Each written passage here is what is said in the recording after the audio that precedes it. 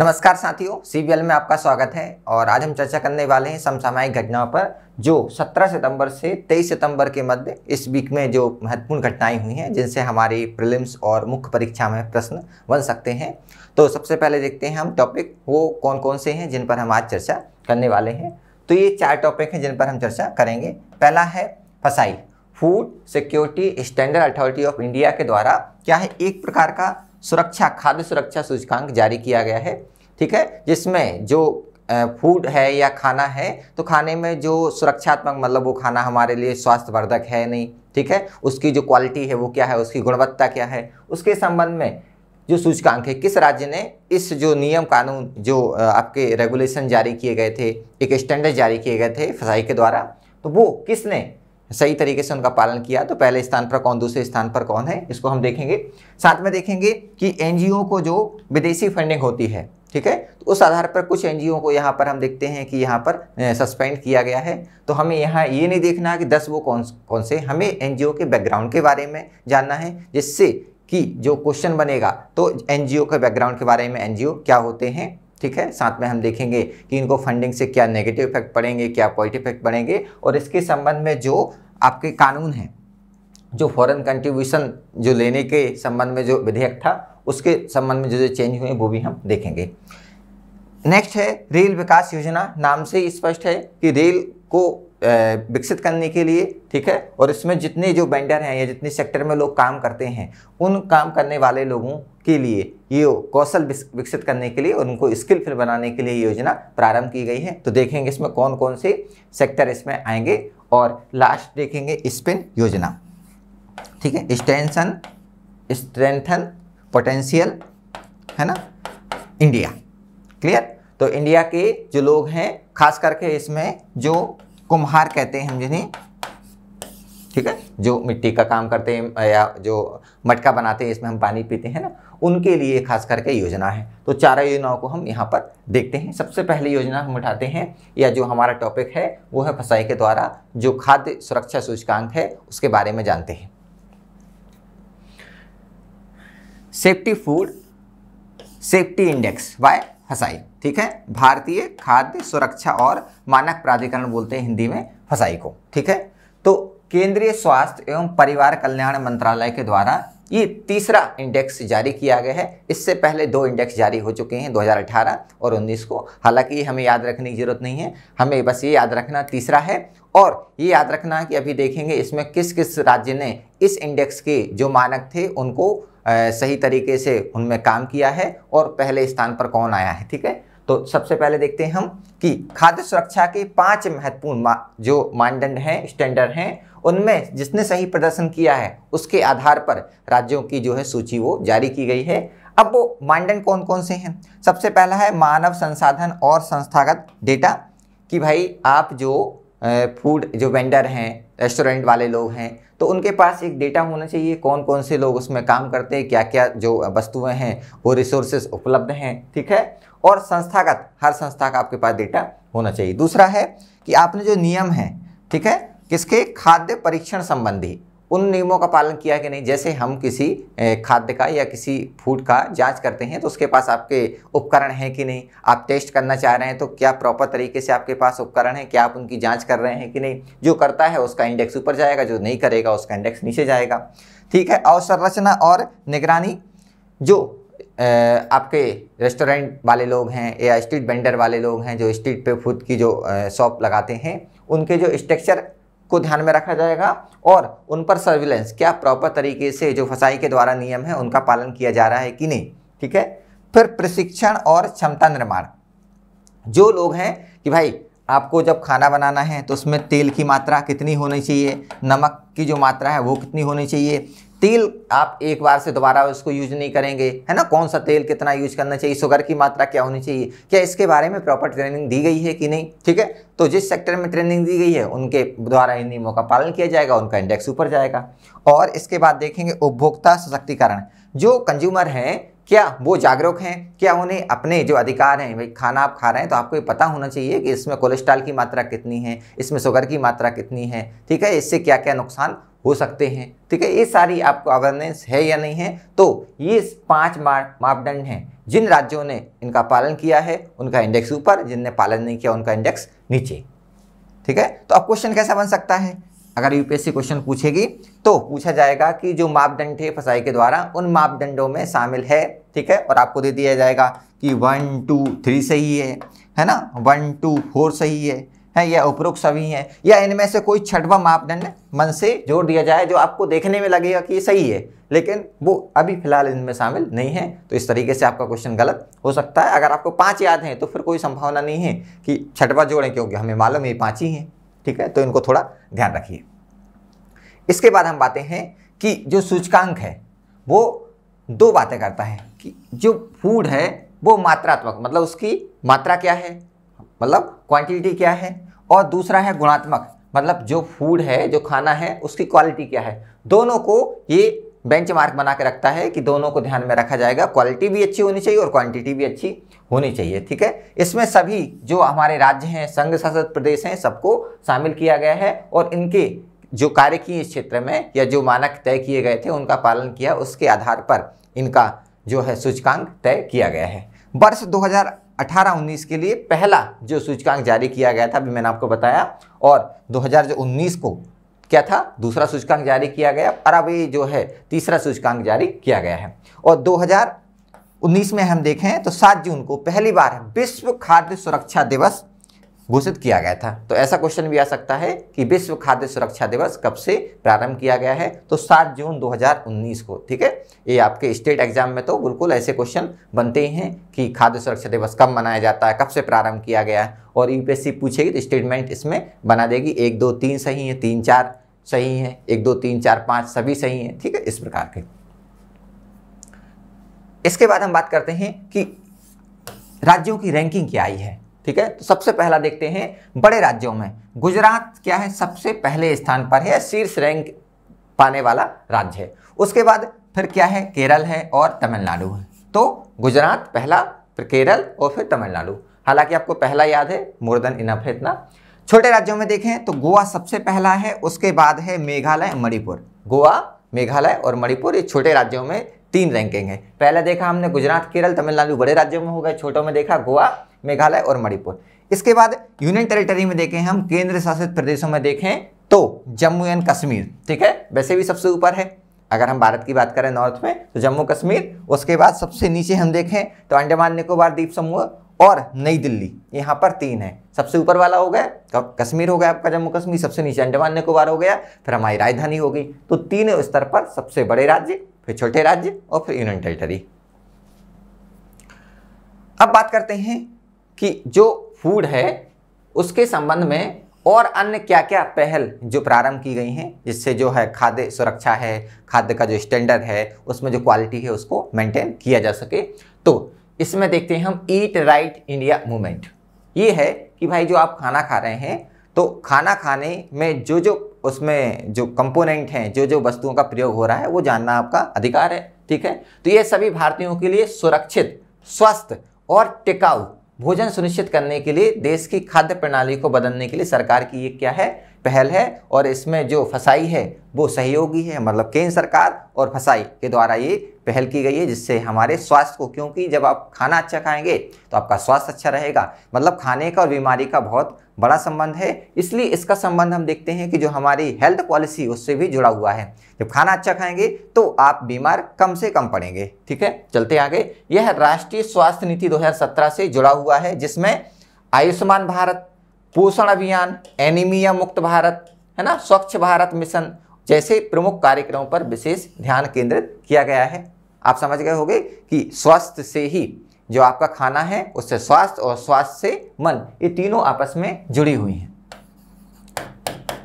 जो भोजन है उसका प्रभाव आपके स्वास्थ्य पर पड़ता है और स्वास्थ्य का प्रभाव आपके मन पर पड़ता है, जिससे हमारा क्या है, एक जीवन तय होता है।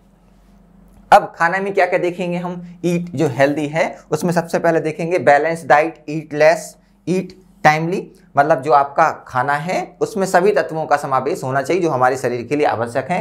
दूसरा, कम खाएं, लेकिन हमें इसेंशियल जो ज़रूरत है, जो हमें अनिवार्य शरीर के लिए, वो सब मिल जाए। ऐसा नहीं कि हम खाना बहुत खा रहे हैं पर उसमें जो मिनरल हैं, जो विटामिन हैं, जो हमें ज़रूरत है वो उसमें उपलब्ध नहीं है, ये देखा जाएगा। फिर डाइट में डाइवर्सिफिकेशन है ना, मतलब अलग अलग टाइप की जो डाइट है उसमें विभिन्नता देखी जाएगी। ऐसा नहीं कि एक चीज़ हम खाए जा रहे हैं, है ना, जैसे लौकी खा रहे हैं तो लौकी खाए जा रहे हैं, ऐसा नहीं। फिर है एलिमिनेट टॉक्सिक इंडस्ट्रियल और ट्रांस फैट।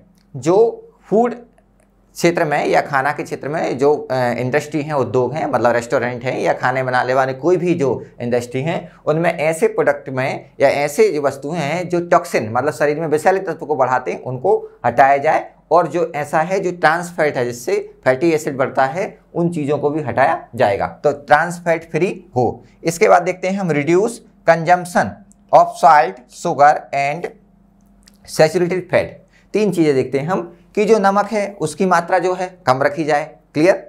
शुगर है इसकी मात्रा कम रखी जाए। आयुर्वेद तो कहता है कि शुगर और जो नमक है 2 प्रकार के जहर हैं।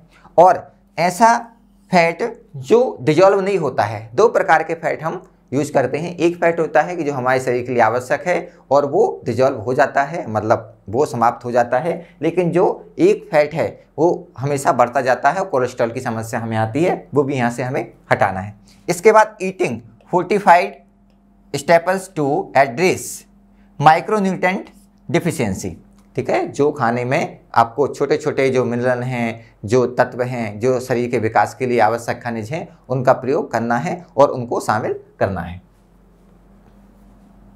इसके बाद है ईट राइट स्टेशन प्रमाणन, मतलब ईट राइट स्टेशन प्रमाणन या सर्टिफिकेशन है, एक प्रकार का प्रोग्राम है जो फसाई के द्वारा उन रेलवे स्टेशनों को प्रमाणन या प्रमाण पत्र प्रदान करता है जो यात्रियों को सुरक्षित और पौष्टिक, 2 बातें, खाना कैसे देंगे, खाना सुरक्षित होना चाहिए, मतलब सेफ्टी हो उसमें, और साथ साथ में उसमें क्या हो, मिनरल्स, जो आपके विटामिन हैं, खनिज हैं, उन सब का समावेश होना चाहिए, तो पौष्टिक भी हो। भोजन प्रदान करने में बेंचमार्क मतलब खाद्य सुरक्षा और मानक अधिनियम 2006 का जो है ये निर्धारित करता है, उन बेंचमार्क के अनुसार ये रेलवे स्टेशन क्या कर रहे हैं, खाना प्रोवाइड कर रहे हैं, तो ऐसे स्टेशन को फसाई के द्वारा क्या है, प्रमाण पत्र दिया जाएगा। क्लियर है, ये बहुत अच्छी पहल है। इसके बाद देखते हैं हम मुंबई सेंट्रल रेलवे स्टेशन है ना, is certified as eat right station, समझे ना, ऐसा एक प्रमाण पत्र दिया जाएगा। इसमें आप देखें ये भी दिया है स्टार 1 2 3 4,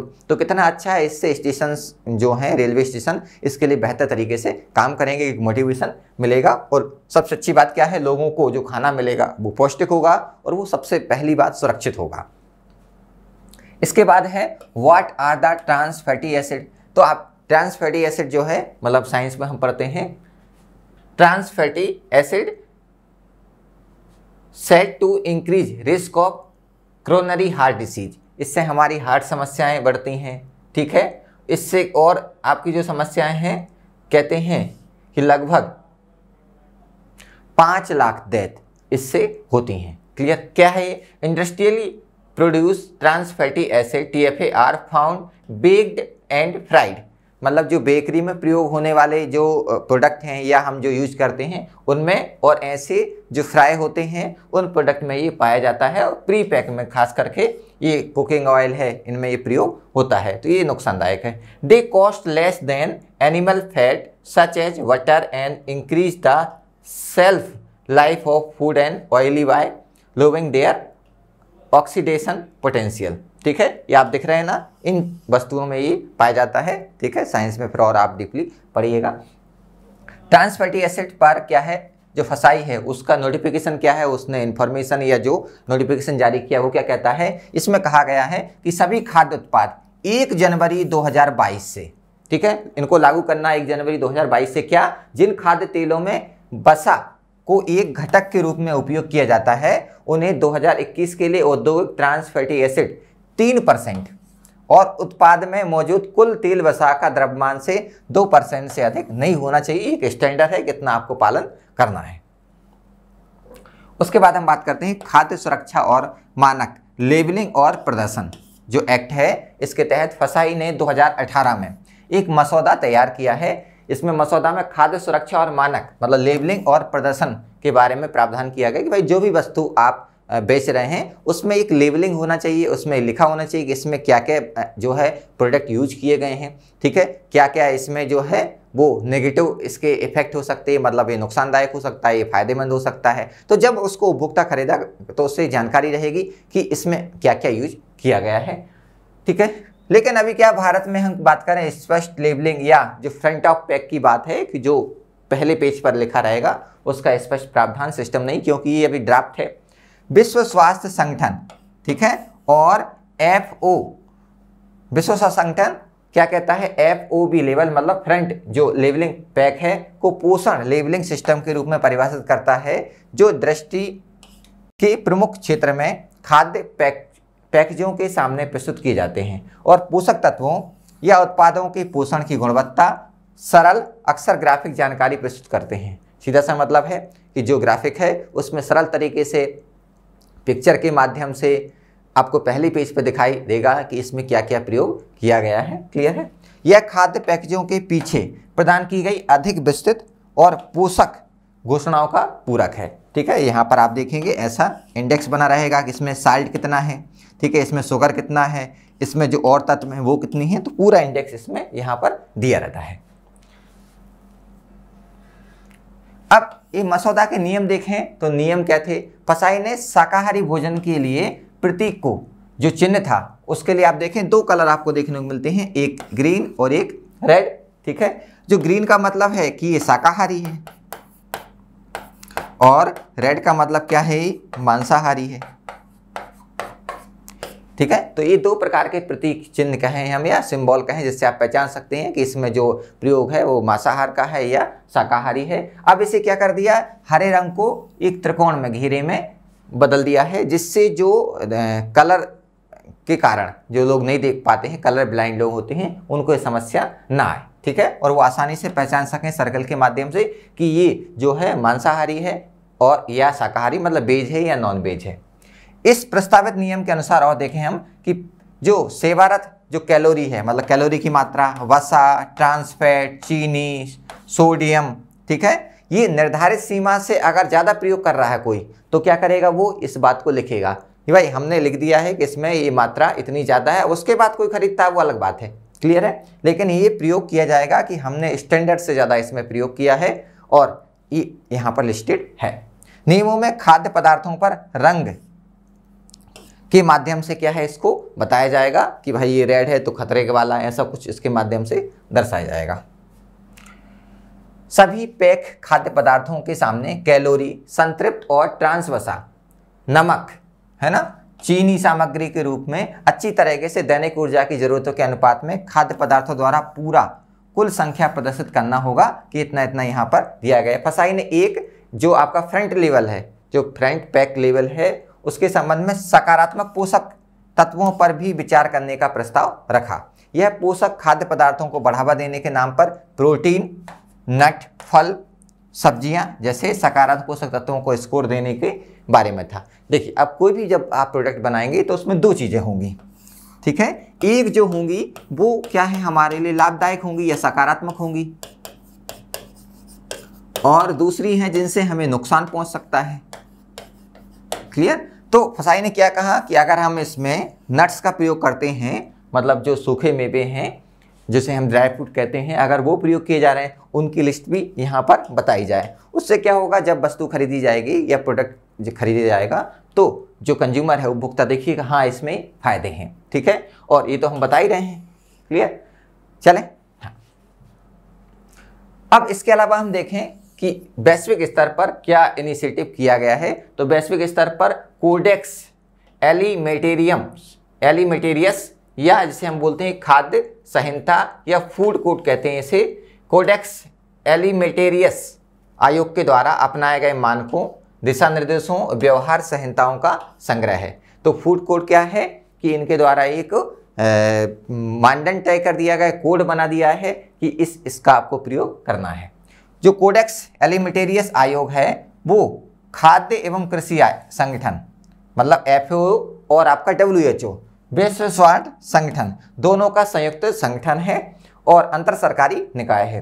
और इसमें 198 मेंबर हैं, भारत भी इसका मेंबर है। तो जो फूड कोर्ट है कि क्या क्या इसमें होना चाहिए, क्या क्या इसमें प्रयोग नहीं करना है, ऐसा सुनते हैं ना हम कि जैसे मैगी का चला कि इसमें जो लेड की मात्रा है वो ज़्यादा है, तो एक विश्व में फूड कोर्ट बनाया गया है, ये वस्तुओं का प्रयोग करना है, ये नुकसानदायक इनका नहीं करना है। भारत भी इसका मेंबर है और इसमें 189 मेंबर हैं और भारत मेंबर है तो हमें इसका प्रयोग करना पड़ेगा। गैर सरकारी संगठन मतलब NGO, ठीक है। और FCRA जो फॉरेन कंट्रीब्यूशन संबंधी जो एक्ट है उसके 2010 का जो एक्ट है 2020 में उसमें कुछ संशोधन हुए हैं।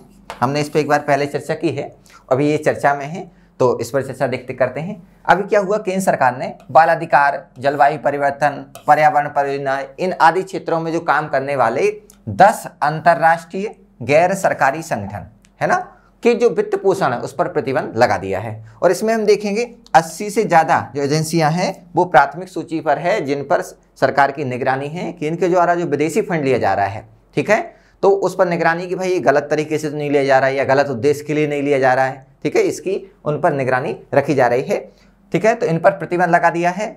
RBI ने पहले कई विदेशी संगठनों को पूर्व संदर्भ में श्रेणी PRC सूची में डालने के लिए कहा था कि इनको हम प्राथमिकता सूची में डालें। इसका तात्पर्य यह है कि जब भी विदेशी दाता भारत में किसी प्राप्तकर्ता संघ को धन ट्रांसफर करता है ना, तो उसके गृह मंत्रालय से पूर्व मंजूरी आवश्यकता होती है कि जब भी कोई पैसा ट्रांसफ़र किया जा रहा है तो उस पैसे को ट्रांसफ़र करने से पहले आप जिस देश में, जैसे हमारे देश में पैसा आ रहा है तो हमारी होम मिनिस्ट्री से अनुमति अनिवार्य है, ऐसा RBI ने कहा था।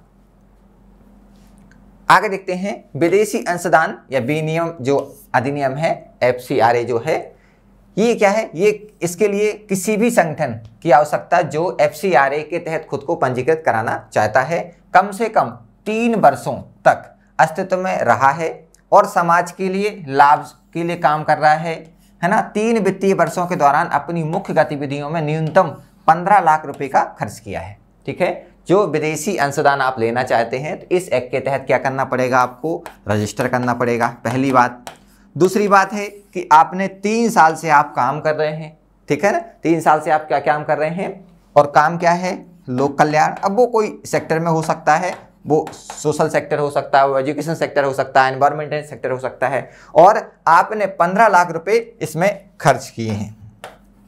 ये क्राइटेरिया आप रखते हैं तो आप इसमें क्या कर सकते हैं, रजिस्टर कर सकते हैं, फिर आप एलिजिबल हो जाएंगे कि आप विदेशी अंशदान या जो विदेश से आपको जो फंडिंग है वो आप ले सकते हैं। गैर सरकारी संगठनों को अपने दानदाताओं से प्रतिबद्धता पत्र प्रस्तुत करने, विदेशी अंशदान की राशि और उनके द्वारा किए जाने वाले उद्देश्य को क्या है बताने की आवश्यकता होती है। ये काम हमारे द्वारा दिया जाएगा, कमिटमेंट होगा, आप जो पैसा जो आपको मिल रहा है वो आप बताएंगे, और जो आप काम कर रहे हैं उस काम करने का या जो जिस क्षेत्र में आप कार्य कर रहे हैं उसका उद्देश्य क्या है। विदेशी अंशदान विनियम जो अधिनियम है इसके तहत प्रत्येक व्यक्ति को जिसे पंजीकरण का प्रमाण पत्र दिया गया है उसे समाप्ति के 6 महीने के भीतर प्रमाण पत्र का क्या करना पड़ेगा, नवीनीकरण, मतलब उसे जैसे जो प्रमाण पत्र दिया उसकी अवधि है उस अवधि के समाप्त होने के 6 महीने पहले हमें फिर से रिन्यू कराना पड़ेगा। ऐसा इस एक्ट में प्रावधान किए गए हैं। आगे है विदेशी जो योगदान है, अंशदान है, उसको स्वीकार करने पर कहीं कहीं इसमें रोक लगाई गई है। कहां पर है, सबसे पहला है लोक सेवा कि जो लोक सेवक हैं वो विदेशी अंशदान प्राप्त नहीं कर सकते, फंडिंग प्राप्त नहीं कर सकते हैं। और ये भी बताया इसमें कि जो लोक सेवक है वो कौन होगा, लोक सेवक में जो सरकार की सेवा में है और जिसे उसके लिए भुगतान या पेमेंट किया जाता है या किसी सार्वजनिक कर्तव्य के लिए उसको वेतन दिया जाता है, वो सरकार के लिए काम कर रहा है, ठीक है। दूसरा है विदेशी अंशदान का ट्रांसफर। विदेशी जो अंशदान आपको मिला वो अगर आप पंजीकृत हैं तो आपको मिलेगा, पंजीकृत नहीं है तो किसी अन्य व्यक्ति को विदेशी अंशदान आप ट्रांसफर नहीं कर सकते हैं। इस पर ट्रांसफर में क्या है, रोक लगाई गई है, ठीक है। अभी ऐसा होता था कि एक NGO को मिला, उसने अपना जो फंड है कि भाई हम इसको यूज नहीं कर रहे हैं, आप दूसरे को हम दे देते हैं, आपको ट्रांसफर कर देते हैं, लेकिन यहाँ पर ट्रांसफर नहीं कर सकते हैं, आप ध्यान रखिए। पहले अधिनियम के तहत विदेशी अंशदान को किसी अन्य व्यक्ति को तब तक स्थानांतरित नहीं किया जा सकता जब तक कि ऐसा व्यक्ति विदेशी अंशदान स्वीकार करने के लिए पंजीकृत ना हो। मतलब अगर वो व्यक्ति क्या है, पंजीकृत नहीं है तो उसे फंड ट्रांसफर नहीं किया जा सकता।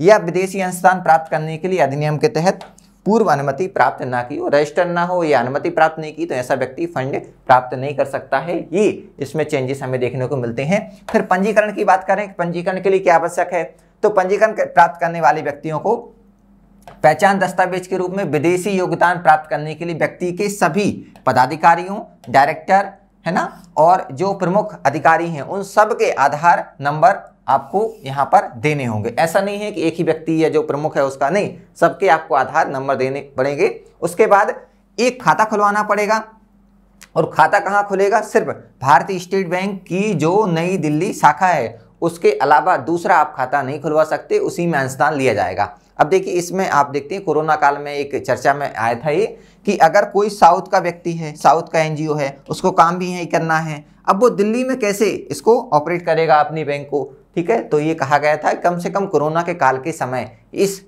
नियम में छूट प्रदान की जाए, पर सरकार ने कहा कि जब आप वास्तविक कोई काम करना चाहते हैं तो ये कर सकते हैं। क्लियर है, तो ये नहीं खोला गया था इसलिए चर्चा में था, और ये दिल्ली की जो एसबीआई शाखा है उसमें ही आपका फॉरेन जो कंट्रीब्यूशन के लिए अकाउंट है वो होना चाहिए, दूसरी एसबीआई या दूसरी अन्य बैंक में नहीं चलेगा।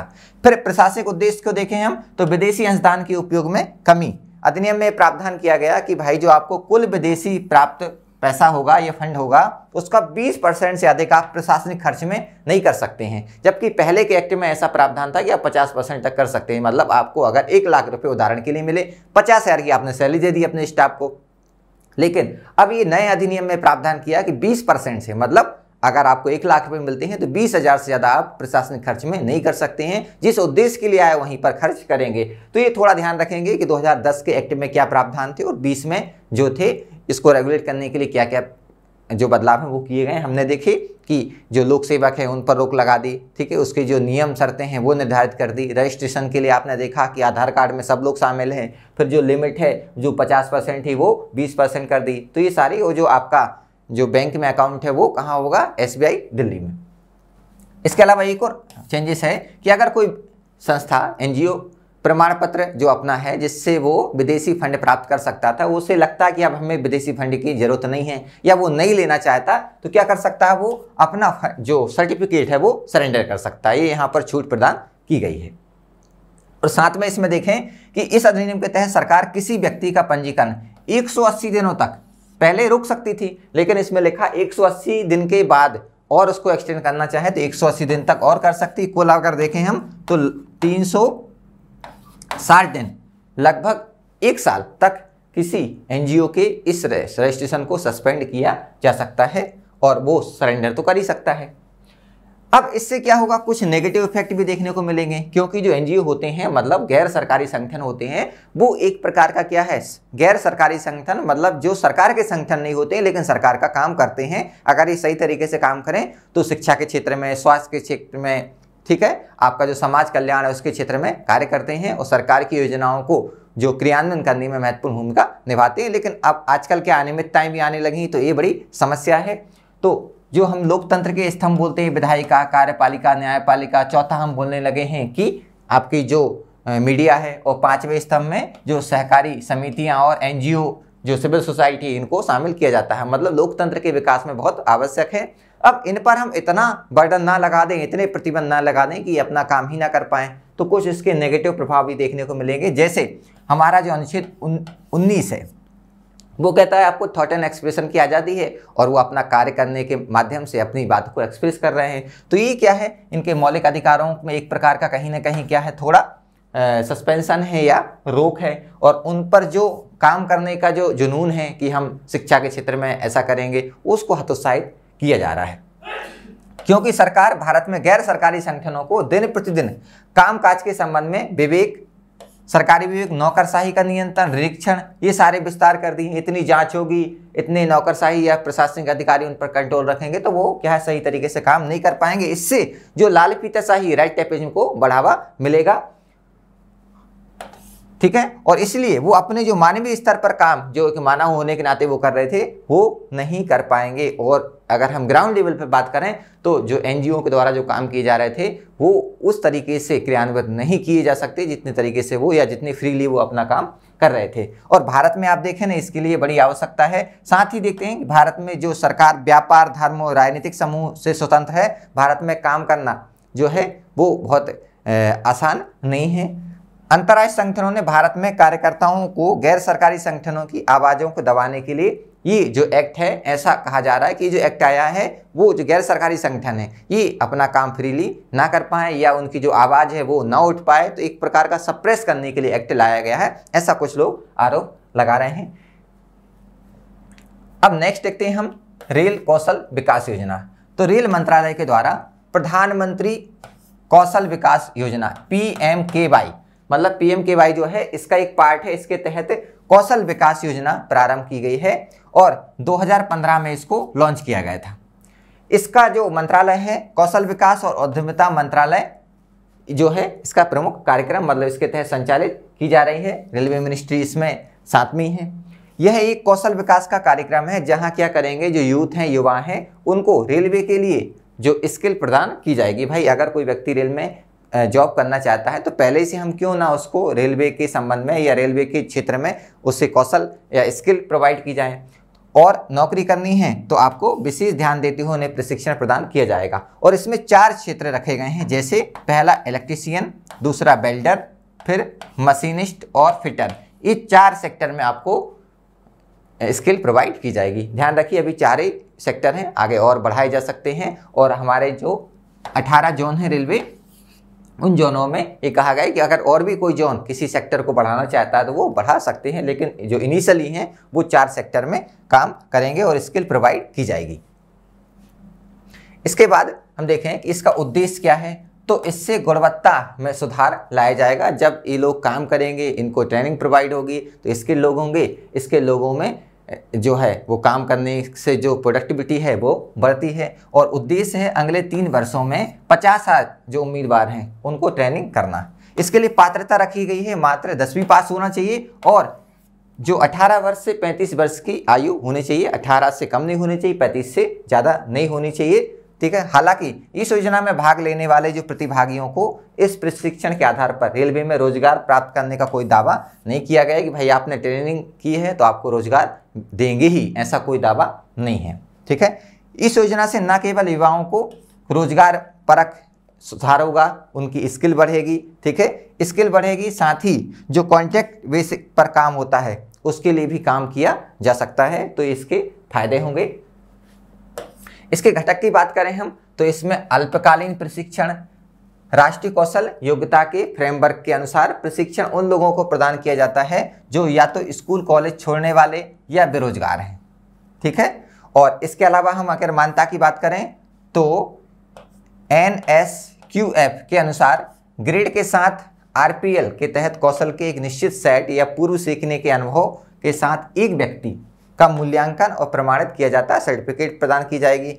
विशेष परियोजना की बात करें तो यह घटक सरकारी निकायों और कॉरपोरेट के विशेष क्षेत्रों और परिसरों में प्रशिक्षण सुनिश्चित करता है। इस सेक्टर में इनको क्या है, ट्रेनिंग प्रोवाइड की जाएगी। उद्देश्य समाज के कमजोर और जो पिछड़े वर्ग हैं, खास करके जो आपके बेरोजगार हैं, जो महिलाएं हैं, जो आपके ST/SC वर्ग है ना, या जो आर्थिक रूप से कमजोर है, ऐसे लोगों को क्या है ट्रेनिंग प्रदान करना है। और जब इसके लिए समय समय पर आप जानते हैं कि जो रोजगार मेले कहते हैं, वहाँ पर रोजगार मेले का आयोजन किया जाएगा। जो सर्टिफिकेट दिखाएंगे तो यहाँ पर रोजगार प्रोवाइड भी की जाती है। लेकिन ये गवर्नमेंट का कोई दावा नहीं है, लेकिन आप स्किल हो गए हैं, आपके पास प्रमाण पत्र है। जैसे मान लीजिए आप सुनार का काम करते हैं, पुश्तैनी, लेकिन आपके पास सर्टिफिकेट नहीं है, तो इसके माध्यम से आपको सर्टिफिकेट मिल जाएगा। इसके बाद हम बात करते हैं स्पैन योजना, स्टैंटन पोटेंशियल इंडिया योजना है। इसको प्रारंभ किया खादी एवं ग्राम उद्योग आयोग KBIC ने कुम्हारों को आत्मनिर्भर बनाने के लिए स्पेन या भारत की क्षमता को मजबूत बनाने के लिए योजना शुरू की है। क्लियर। ये जो है KBIC क्या है, खादी एवं ग्राम उद्योग अधिनियम 1956 के तहत स्थापित एक संस्था है। तो ये सांविधिक निकाय है, मतलब स्टैट्यूटरी बॉडी है। यह सूक्ष्म लघु और मध्यम उद्यम मंत्रालय के अधीन कार्य करता है। इसके तहत क्या होगा, KBIC के तहत कुम्हार बैंकों से आसान ऋण प्राप्त कर सकते हैं, जिसे हम क्या बोलते हैं, सॉफ्ट लोन। सॉफ्ट लोन में क्या है कि आपको एक जो चुकाने की जो अवधि होती है वो लंबी होती है। कुम्हार क्या करेंगे, इससे अपनी गतिविधियों विविधता लाने और उनकी आय में वृद्धि करने में मदद मिलेगी। इन्हें लोन मिलेगा, लोन चुकाने का समय मिलेगा, ठीक है। तो दो बातें, इसमें सरकार पर कोई बोझ नहीं क्योंकि सरकार सब्सिडी नहीं दे रही है, और जो इसमें काम करना चाह रहे हैं उनके लिए एक प्रकार का लोन मिल गया लंबे समय तक, उसके लिए जो EMI चुकाने का समय वो भी लंबा रखा गया है। इसमें गारंटी का जो है प्रावधान कि आपको गारंटी भी नहीं देनी है, ठीक है। अब यह नो सब्सिडी प्रोग्राम है। KVIC ने कुम्हारों को प्रधानमंत्री शिशु मुद्रा के तहत बैंक जो ऋण है दिलाने की सुविधा प्रदान की है। आप देखें इसकी तरह, या हम कहें मुद्रा योजना के तहत 3 प्रकार के आपको लोन मिलते हैं। पहला शिशु, जो कितने 50,000 तक के लोन होते हैं। फिर आपके किशोर, जो 50,000 से 5 लाख तक का लोन इसमें प्रोवाइड किया जाता है। और इसके बाद जो आपका प्रौढ़ लोन है, या 5 लाख से 10 लाख, इसके लिए प्रौढ़ शब्द शायद यूज करते हैं। तो ये 3 प्रकार के लोन हमें, हाँ इसके लिए तरुण, ठीक है, 5 लाख से 10 लाख के बीच का जो लोन प्रोवाइड किया जाएगा। तो सरकार पर कोई बोझ नहीं है, ठीक है। और व्यक्तियों को जो इसमें काम कर रहे हैं उनके लिए लोन मिल गया लंबे समय तक। आपको लोन चुकाने में जो सॉफ्ट लोन कहते हैं उसमें जो अवधि होती है वो लंबी होती है। इससे सरकार की सब्सिडी का जो है निर्भरता है वो कम होगी, सरकार पर दबाव कम होगा, और जो लोग हैं वो आत्मनिर्भर बनेंगे, ठीक है। तो इस प्रकार हमने ये योजना देखी। विभिन्न जो योजना है, हमने चारों टॉपिक चर्चा की, तो लास्ट में हमने योजना देखी। आपको ये सारे टॉपिक समझ में आए होंगे, ठीक है। उम्मीद करता हूँ कि ये टॉपिक को आप निरंतर रिवाइज करते रहेंगे, और जो भी आपको न्यूज़पेपर के माध्यम से, मैगजीन या समय समय पर जो अपडेट होगा तो इनमें ऐड ऑन करते चलें, ठीक है। तो आज का टॉपिक हमारा यहीं समाप्त होता है, ठीक है। धन्यवाद।